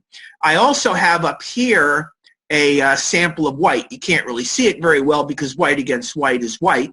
And then, of course, over here there's another one. So I got actually white to blue, and then I got the red-orange to blue-green, and then I got black to blue. So what's going to end up happening is I'm going to end up with a series of colors. Now, this one here is to white to the red-orange, and then the blue-green, which is the same as this one here, so it's actually redundant. And then, of course, the black to orange. So actually, I could get rid of this one. Let's just delete that. I don't really think I need that because, yeah, I got the other one. So that one is kind of redundant. Let's get that out of here. Let me move this over and this over. Let me just move them over. Oops, actually, I don't need that one down at the bottom there. I think I can just ditch that. Just like that. And then just move this guy over. And I think I'll be in shape. That's probably all right. Let me click on this and align the two. Align vertically. Oh, what happened? I think it moved the whole thing over. Let me see. Yeah, it did. Let me bring it back. Get it back over here. We're in position. Okay, so that's probably a little bit more realistic. So now what I want to do here is I want to see how many colors I can generate. I can generate pretty much any kind of color range that I want. So what I'll do is I'll start off with this guy right here. Click on this. This path I don't need. I think I can get rid of that. This, and hold down the Shift key and click on this. And again, since this is Illustrator, one of the things that I want to do is show you some different tools and different menu selections and choices. So what I'm going to do is I'm going to use the blend tool to create blends of color in this particular case. So what I'm going to go do is go to the Object menu, and I'm going to go to Blend, and I'm going to go to Blend Options. Okay, and for those of you who don't know what this does, essentially this lets me set up any kind of blend that I might want. So I have smooth color, which means that I would get an absolute blend from this to this in however many colors, however many stages it needs to create an absolute smooth blend. In my particular case, I think it would be far too many. So I think what I'm going to probably do is instead, I got three choices. I got smooth color, specified steps, and specified distance. Each one of these really are useful for different things. In this particular case, what I want to do is I want to experiment with two different types of specified steps just to demonstrate a couple of ways of thinking about this, okay? That's really what this is all about. You can go any way that you want to go, as far as you want with this or as low as you want with this, just trying to give you some ideas. And of course, you can pick colors any way you want to pick. I'm trying to create a pretty wide range of colors and hues and saturations. So what I did was I picked two strong colors, two positive colors in opposition to one another, and I integrated them along with white and black. So let's go specified steps. And for specified steps, I think what I'm going to do is I'm going to specify, again, I'm just guessing. I don't remember how I did this the first time. I'm going to say 100. So I'm going to make 100 steps from white to that blue. Does that make sense to you? You understand where I'm going with this? Any questions so far? Nope. You're good? Yep, we're good. I hit OK. Now, it's a two-step process, so I'm going to go to Object, and I'm going to go to Blend, Make. And I get that. Pretty nice, huh? Now, what I'm going to do is I'm going to select this, and I'm going to go Object, Expand. And I'm going to expand everything. And now what I got a series. I'm going to hide this. Let me hide this. Let me just select this thing and hide it. Object, so I can show you this a little bit better. Hide selection. So now what I can do is I can come in here. I guess I don't want to go to white because obviously white ain't going to help me very much. If I click on this and drag, I forgot one very important thing, obviously. Object, ungroup. Always remember, ungroup these things. So I come in here now and I click on this guy right here and I drag it out and I got a color. And let's say I want to come down to more towards the middle. Click and drag it out and I got a shade. And I come down here, click and drag it out and I got another shade. Okay? So really, you can go anywhere you want through here and you can come up with these colors. And then obviously what you'd probably want to do with this is, if you're going to be working with this, get rid of that, click on this. What you would do is you would take your eyedropper tool, you'd come in here and you'd sample your color, and then you would just drag your color into your swatch, sample your color, and drag your swatch, and click, and drag your swatch, and now you've got your swatches. Really simple, okay? So that's how you would make 100 of them. And again, you can go and make more. I don't know that you would need much more than 100. I'd say that's a lot of color in there, wouldn't you think? What I did to make my project, go ahead. I'm sorry, I didn't mean to interrupt you. Go ahead, what were you saying? I was just going to agree with you. Oh, yeah. I mean, that's a good amount of colors, isn't it? And I mean, you can use as many of these as you want. I mean, these are nice, solid colors, aren't they? And that doesn't take an awful lot of work to do this. So if you're really playing around with colors, and I got a bunch of colors here, so let's try this. Let's click on this guy, and let's come up here, and let's come and go to the blend, and let's go to blend options. And this time, let's bring this down to, say, 50 colors, and let's see what that does, because I think 50 colors is probably going to be almost as good as 100. Hit OK, and then go Object, Blend, Make, and there we've got this. And then, of course, you got to go Object, Expand, and hit OK, Object, Ungroup. And let me just grab all this stuff and move it over to here. And again, do the same thing. Come up here and let's you know, I don't want to go right to the top. I want to get a color that's a little bit further down. So let's click on that guy and bring it over. And we got a color. And then we come down more towards the middle. and drag that color, and we've got that color right there. And again, I don't want to go all the way down to the bottom because I think I've more or less got that color down the bottom. It's not exactly that color, but it's heading there. Let's go to about here. Let's go right about there. And let's grab that color. I grabbed the line. When you create a blend, are you guys familiar with blends at all? Did they talk to you about blends very much in the other courses? A little bit. So, okay, so at least I'm showing you something that you have not like a complete understanding of. Let me quickly explain to you what's going on here. I start off by creating this object up here, and notice there's a line there. See that line? That line is part of an old that line is part of an old blend that I made. It's actually something that I can delete because I'm not really using it right now. But when you create a blend, let me explain what happens. Whatever you determine that blend is going to be, whether it's 100 units from here to here, whether it's a complete blend, or whether it's 10, and I'm going to do 10 in a minute, so you can see what that's like. What happens essentially is this color here and this color here are automatically mixed in a similar way to the guy was mixing them in Adobe Photoshop, but Illustrator does it for you. And these are perfect steps. So what you're getting here is phenomenal color. This is really good, reliable color. And you can control how much of it you get or how little of it you get. And if you wanted to, I mean, literally, I'm just going to do this. I probably, let's see, which one can I do it with? I'll do it with the white. I got to change the white. Let me come in here and let's change this to red real quick. There we go. And that's not the red that I want. So let's see if I can get a better red, a purer red. There we go. That's a little bit better. Yeah, let me go out there.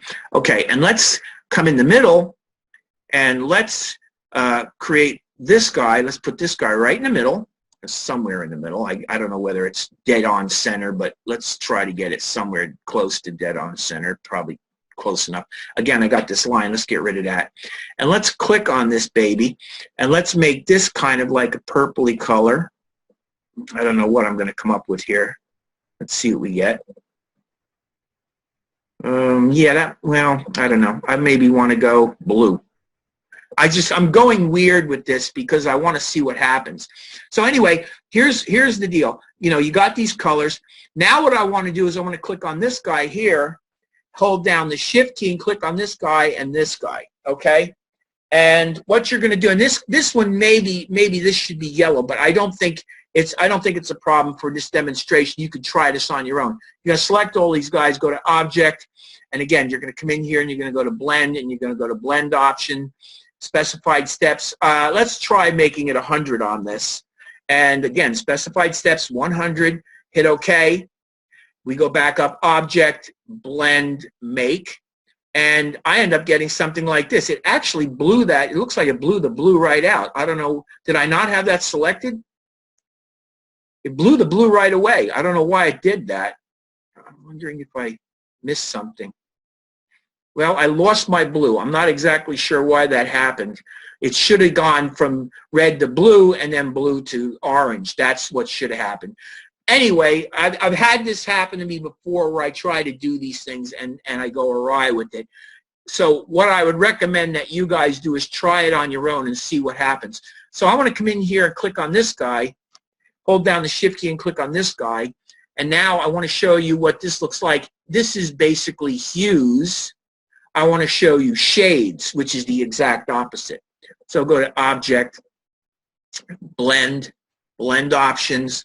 I'm going to go 10 this time, 10. And I'm going to hit OK. And then go Object, Blend, Make. Okay, and I get something like this, which is great. Because now, again, what I can do is select it. And this is what I was telling you before. Can you see that line that runs down the middle of this blend? If this were me just giving you a demonstration on blends, I mean that line, what you could do is you could use the. Have you played with these at all, Eric, Francis, Melissa? Any time have you done anything with this? Yes. Oh, you have. Okay, so you know that if you get the direct selection tool, you can take that that line, and you could move that line so that you could distort that object that you created. Have you ever done that? Anybody? I have seen that done in class. Eric's right. We've done this. Okay, good. That's great. So here's the deal. The deal is that this object is real. This object is real. All these intermediate steps, though, don't really exist. They're kind of like ghosts until you go in and go Object Expand. And then, of course, you're going to expand them into objects with a fill and a stroke. There's no stroke on it, so I actually could do away with that. But having it on doesn't hurt anything. So really what you're doing is you're asking the program to turn these things into their own unique objects. So you're going to hit OK, and now they're objects. You ungroup them, Object Ungroup. And then you can come in here and you can select your objects and you can drag your objects out. And it looks like there actually is a stroke on this. So I didn't really want there to be a stroke, but it doesn't really matter that much. And again, now I can come in and grab my colors and I can start putting my colors in here. And now you've got your shades of these colors. I'm going to pick a darker one. So you see how I'm generating color here. And then, of course, you could do the same with this, where you go Object, Expand. And let's see if I remove the stroke, if anything happens. Let's hit OK. Yeah, it looks like it worked just as well. I'm selecting, go Object Ungroup, Object Ungroup. So really what I'm doing here is I'm just selecting some colors, and I see I can even drag this right in, and it'll actually bring the color right in. Isn't that great? So, you know, really, this gives you the ability to go in and create colors. And you could use color wheels if you want to use color wheels, and you can create some really interesting shades. You can interesting tones. And again, this is just something that you could do in Illustrator very easily. Any questions? You guys think you have any problems understanding this and what's going on here? No. No. Good. So what I did was this. I came in here, and using this same process, I created all these colors. And then I generally came over here, and I just started putting together my, my composition. I used gradients, as a matter of fact. Let me find my layers panel, bring my layers panel over here. So essentially, I did this. I started off with this picture. The picture's on a trace layer locked down. And then I just basically grouped this, but there's my composition. And all I did really was I actually started off by using just a gray stroke. And I used tools like my pen tool. And what I did basically was, first of all, I have these layers up here. I created a series of layers. So the first thing that I did was I created my sky. So I'm going to go to my sky layer. Okay. Now, this is the other thing too. Remember, this is really a demonstration of some of the things that you can do with Adobe Illustrator. And again, I'm not really great at doing this kind of thing, but I can do enough with it to get you some ideas that you could probably work with. So I start off by selecting my sky. I just use a regular old basic shape. I come in here and I drag my basic shape to about 3/4 of the way down. I don't have to go all the way to the bottom. And then what I do is I swap it, and then I'm going to come up and I'm going to dump a gradient into it, which will then open up my gradient panel. Now what I'm going to do is I'm going to make my layer smaller, and I'm going to select this color right here. So I got several stops on my gradient. First of all, I actually got the wrong, there we go. I'm going to click that and put the gradient on it. Now I got my gradient. So I got linear. I think I want my angle to be 90 degrees. Okay, so I got the dark up here. Now I got my colors over here. So what I can do is I can say to myself, all right, so what am I going to do with this? I actually need a couple of more colors on this. So what I'm going to do is I'm going to deselect this for a second. And for my sky, I want a nice bright blue in the middle, and I want something more like the orangey pink salmony color down here. So what I got is the color that I need probably there. That would probably work okay for me. That's my bright blue sky, which is that color right there. And that, I think, is my light sky, which is one of these lighter colors. If I wanted to, obviously what I could do is just drag this guy right in. Well, it worked on the other one, but it didn't work here. So let's click on this. And now what I can do is drag it in there. Okay, so now I got an alternative light blue. So once again, I'm going to come over here and click on this. And then I'm just simply going to come over here and load these colors onto this. So I'm going to drop this here. And that gets my upper end. Okay, so I got it backwards. Let me drag this over here. Let me drag that over here. And that's what I want. I want that down there. Let's put something more or less in the middle for now. And then I'm going to click on that, and I'm going to drag that right towards the middle, right there. And I get something sort of like that. And of course, you guys know enough about this to know that you can play around with the settings and do all this stuff. And then maybe to make this a little more interesting, I'll come in here and I'll click on this color and I'll drag that color over to here. And now I got something light up there. And if that's not light enough, I can click on this one and maybe drag that one in there, and it's even a little bit lighter. So essentially now I've got something that looks a little bit like a sky. Now remember what this is telling you to do. This is telling you to experiment with the tools and the different things in Adobe Illustrator. So really that's what this is all about. So now that I have my sky, and I think that sky is about what I want it to be, come back to my layers panel, and I'll hide the sky. And now I'm going to say to myself, well, I want to put a cloud in there. So what I would do maybe is I tend to like the blob tool, okay? So if you come over to the brush tool, I grab the blob tool. And what I'll do is I'll come over to the cloud layer, and I'm on the cloud layer now, and I have my blob tool. And what I'll do is I'll just, I should really set this to default black and white and remove that so it's just white. So now what I'm going to do is on my cloud layer, I'm going to use my blob tool, and I'm just going to come in here, and again, I'm not real good with this because I don't have a,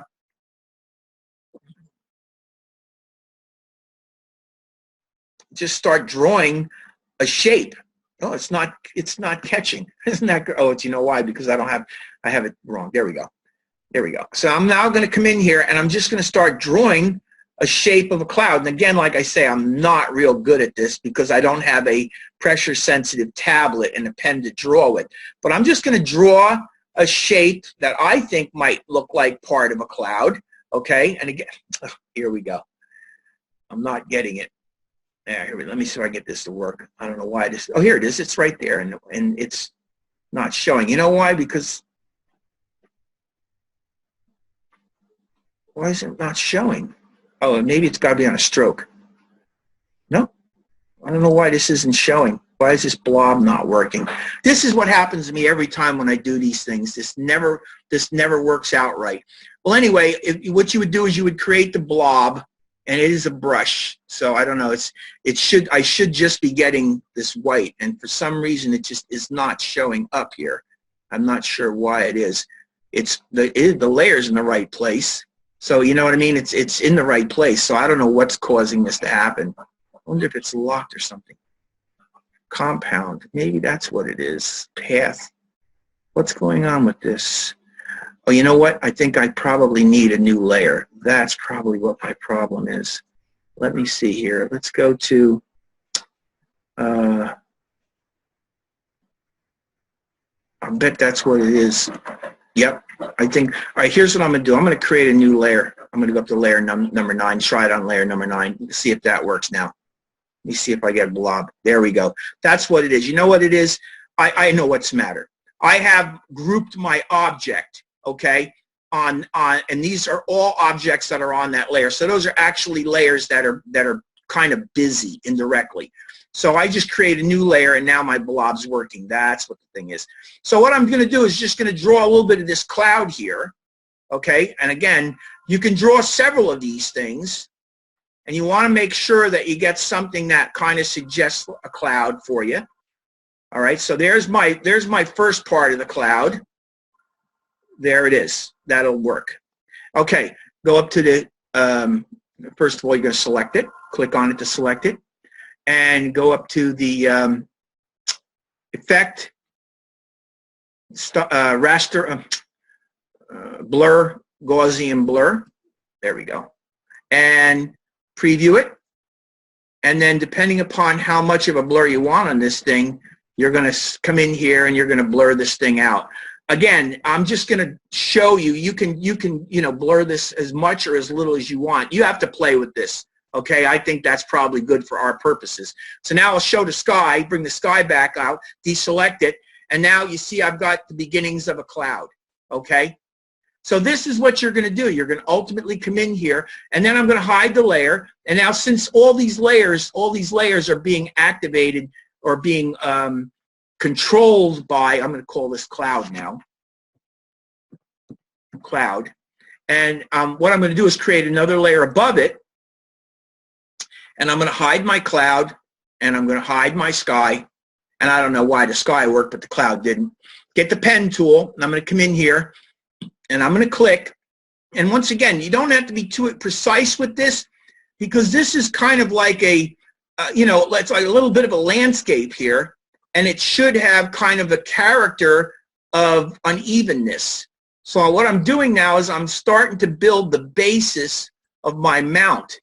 Just come working up all around like this and around and down the other side until you create a shape sort of like this. This is in the way, so I'm going to have to see if I can move this thing. There we go. Come down to here, click. Come over to here, click.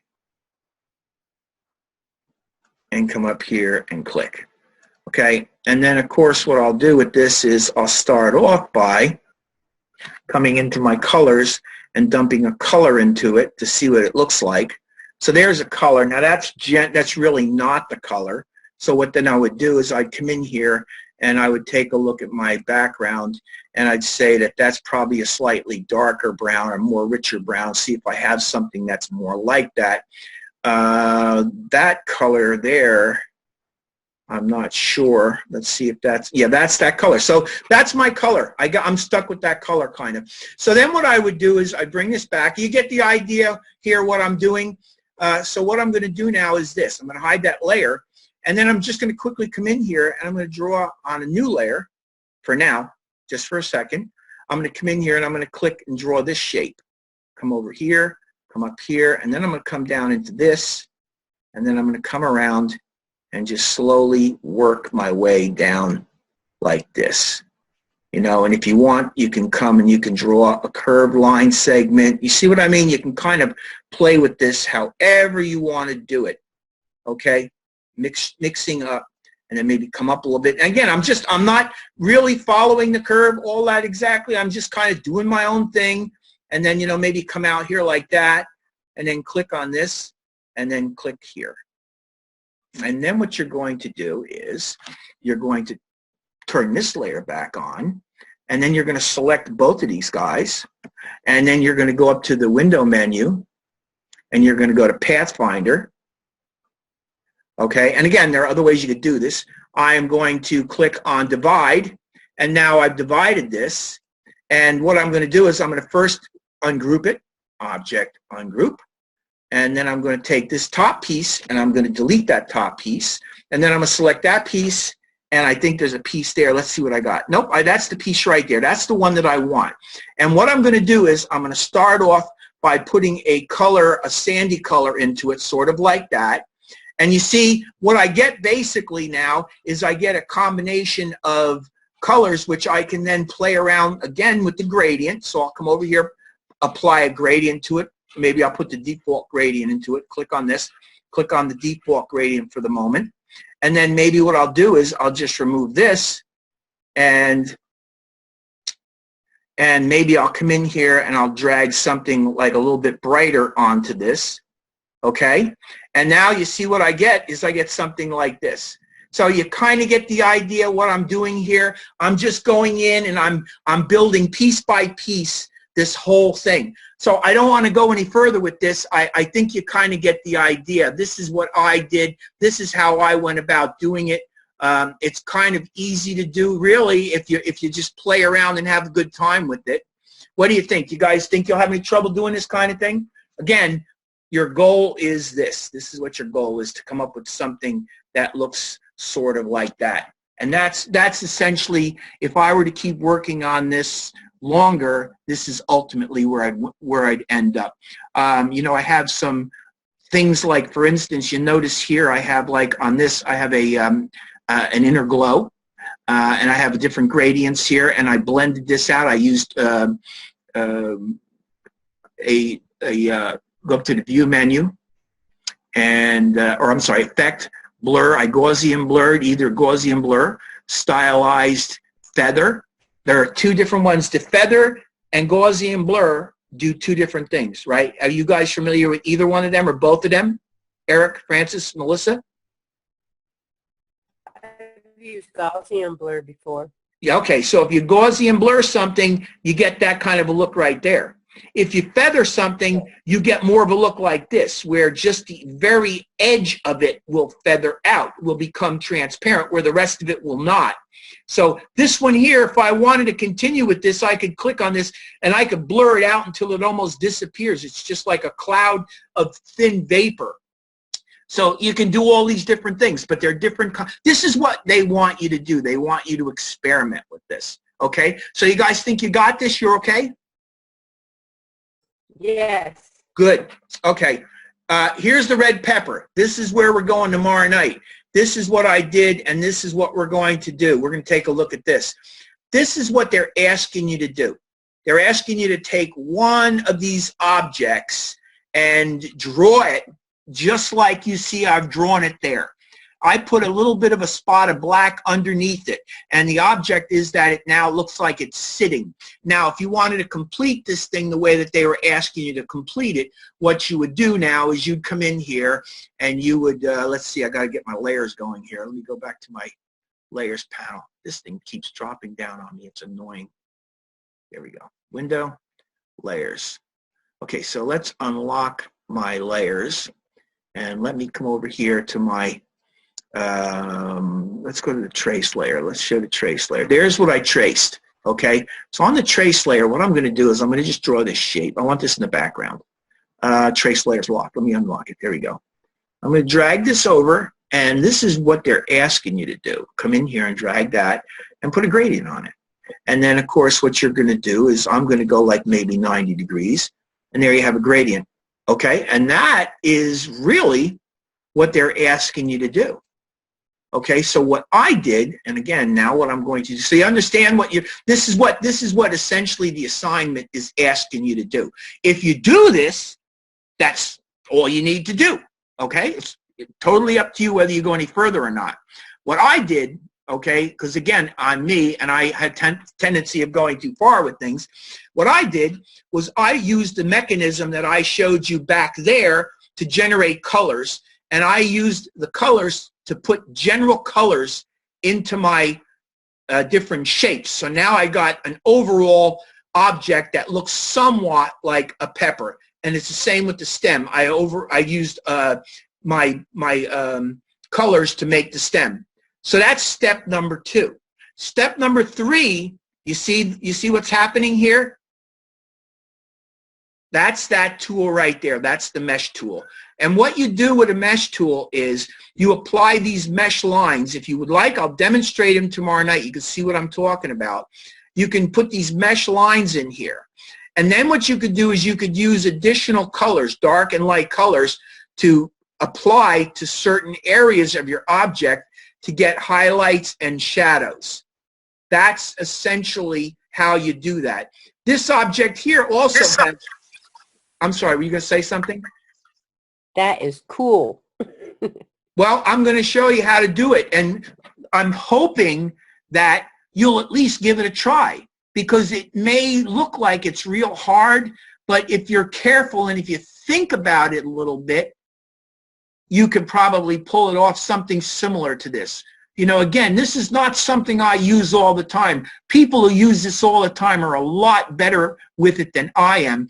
But you can see you get a pretty nice result very quickly by just using the mesh tool. Then what I did with this was I took the same object and I duplicated and I flipped it upside down, and I used an opacity mask to make it fade away so it looks like there's a shadow sitting in front or sitting underneath it on like a shiny surface. So I will show you how to do these things tomorrow night in class. But this is what you have to do. That's your assignment with the gradient. This is what you might want to try to do. I'll show you how I did this, and then I'll show you how I did this. Okay? Are we good? Okay.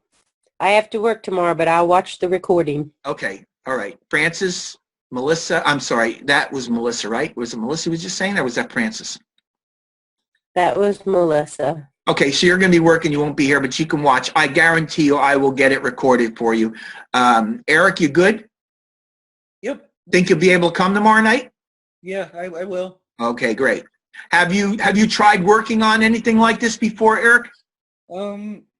I've fooled around with the mesh tool, just trying to see what it does, but I haven't really tried anything serious with it. Okay. How did it work out? Were you comfortable with it, or was it frustrating? It was a little frustrating. That's a little frustrating for me. Like I told you, it's not something that I do all the time. I use it. I went in and did this. I mean, you can see it works all okay, right? I mean, it's not too bad. That looks good. Yeah. And again, if I did this a lot more, it would even look better because I didn't spend as much time with it as I should have. I did enough that I could get the point across. I didn't want to make it too difficult either because I wanted you guys to go in and try it and hopefully succeed at getting something similar to mine. So I figured if I didn't go too difficult with it, maybe you'd be able to pull it off and you wouldn't get totally frustrated by it, and you'd certainly learn. But you see, the key to this is to read what they're asking you to do, to experiment with Illustrator and experiment with the tools. So that's why I'm doing these things, because I'm hoping maybe that you'll experiment with stuff that you haven't really done before. So it's 9 o'clock. I don't want to keep you any later. I'm done. I hope you had a good time tonight, and I will see you. I'll see you tomorrow night. Let me stop recording.